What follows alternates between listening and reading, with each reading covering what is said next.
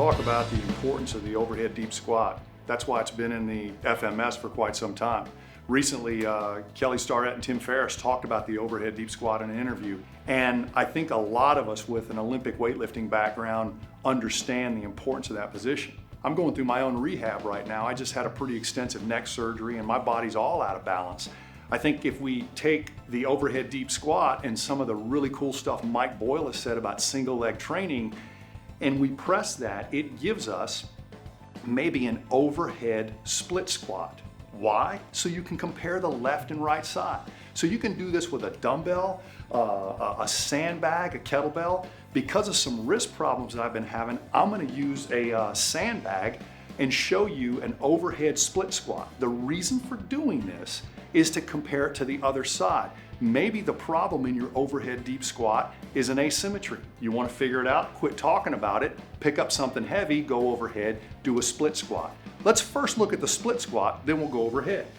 So if you get something like a sandbag, and Perform Better gives us these sandbags and they work really well for travel. If you've got to fill it with water or sand, it works.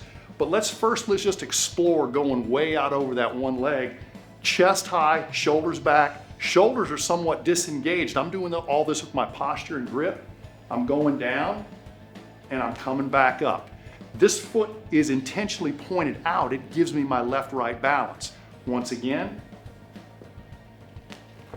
Now, if we were to take this overhead, same stance. Let's get that nice lockout. Like I said, kettlebell, dumbbell, sandbag. Let's not talk about what's overhead. Let's talk about how it's overhead. So, get your postural integrity. If you want to learn more about that, Dan John and I have talked about that extensively. So make sure you got a good overhead carry before you try this. Once you do,